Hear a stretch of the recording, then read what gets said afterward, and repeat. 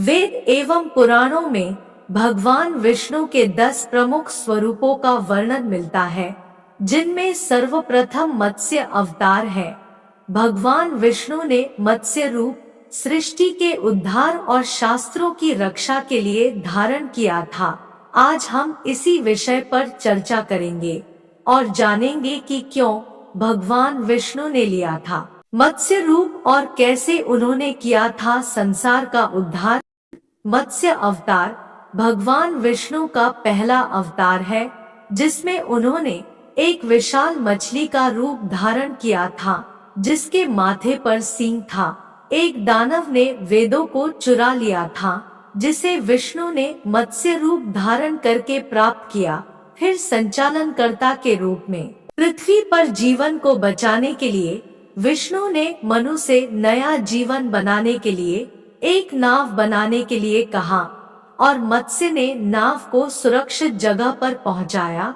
भगवान विष्णु के 10 अवतारों में से पहले मत्स्य अवतार की कहानी का उल्लेख कई प्राचीन हिंदू शास्त्रों जैसे मत्स्य पुराण, विष्णु पुराण, भागवत पुराण और अन्य में किया गया है। कहानी इस प्रकार है। विष्णु के पहला अवतार मत्स्य अवतार की कहानी।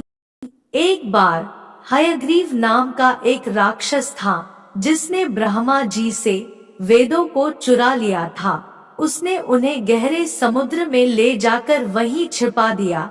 भगवान विष्णु, जिन्होंने इस घटना को ब्रह्मांड के संतुलन के लिए एक खतरे के रूप में देखा, तब विष्णु जी ने एक विशाल मछली का रूप लेकर समुद्र से वेदों को निकालने का फैसला किया। भगवान विष्णु ने अपने सिर पर एक सींग धारण की हुई एक विशाल मछली का रूप धारण किया, जिसे मत्स्य के नाम से जाना जाता है। मछली के इसी रूप को मत्स्य अवतार कहा गया। भगवान विष्णु तैरकर समुद्र के तल में गए और राक्षस हयग्रीव को वेदों के साथ छिपा हुआ पाया। राक्षस ने भगवान विष्णु पर हमला करने की कोशिश की, लेकिन मछली के रूप में नारायण उस राक्षस लिए बहुत शक्तिशाली थे। भगवान विष्णु ने हयग्रीव को पराजित किया और उससे वेदों को पुनः प्राप्त किया।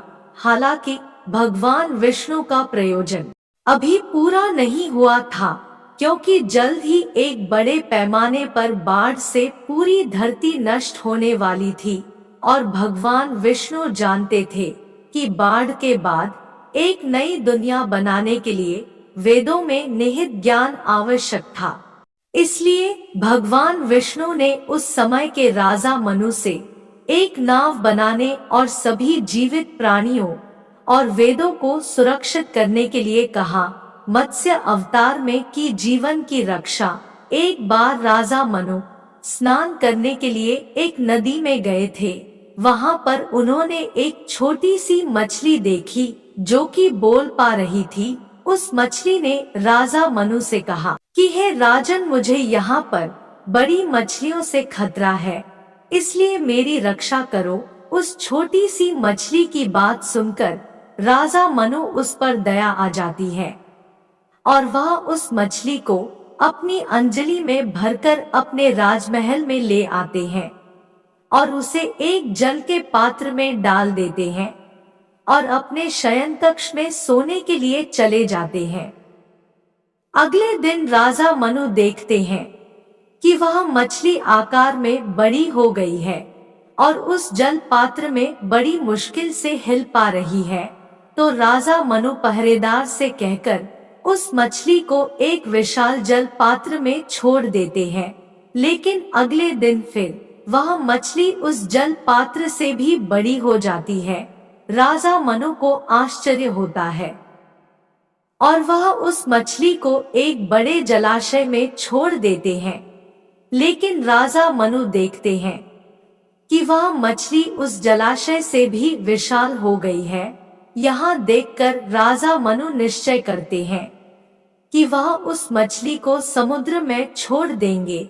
जब राजा मनु उस विशालकाय मछली को समुद्र में छोड़ देते हैं, तब वह मछली अपना आकार कई गुना और बढ़ा लेती है। उस मछली के इतने विशालकाय आकार को देखकर राजा मनु समझ जाते हैं कि यह निश्चित ही कोई देवता या भगवान का कोई अंश है।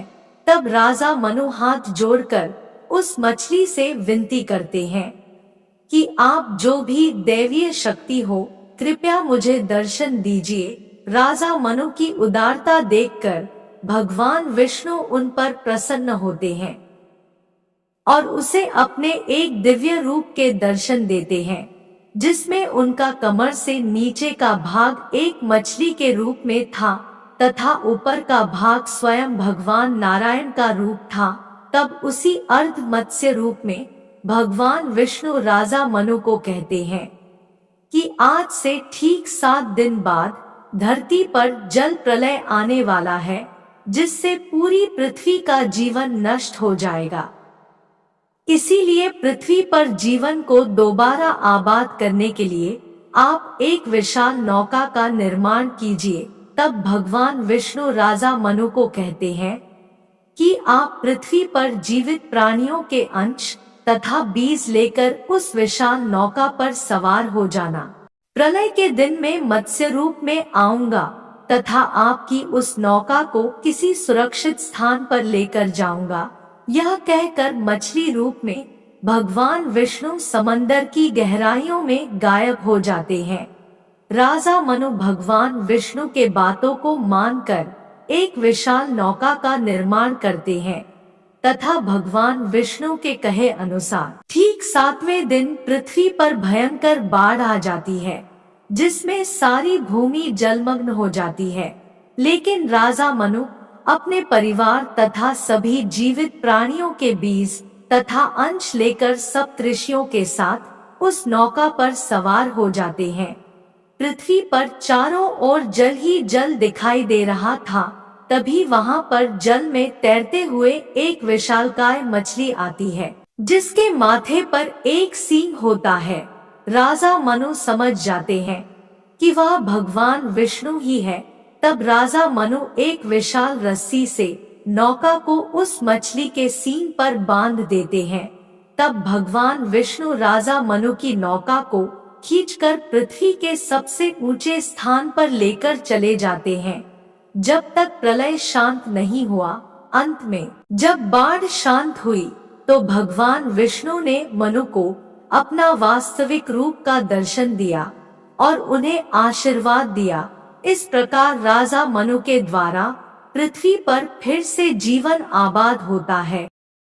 भगवान विष्णु का मत्स्य अवतार हिंदू पौराणिक कथाओं में महत्वपूर्ण है, क्योंकि ऐसा माना जाता है कि उन्होंने वेदों और सभी जीवित प्राणियों को जल प्रलय से बचाया था। मत्स्य अवतार की कहानी को ज्ञान के संरक्षण और संकट के समय ईश्वर के मार्गदर्शन का पालन करने के महत्व के रूपक के रूप में भी देखा जाता है। तो बोलो श्री हरि विष्णु भगवान की जय, लक्ष्मी माता की जय। प्रिय मित्रों, आशा है कि आपको आज की कहानी अवश्य पसंद आई होगी। तो इसके लिए एक कमेंट, एक लाइक, एक सब्सक्राइब और एक शेयर अवश्य करें। धन्यवाद।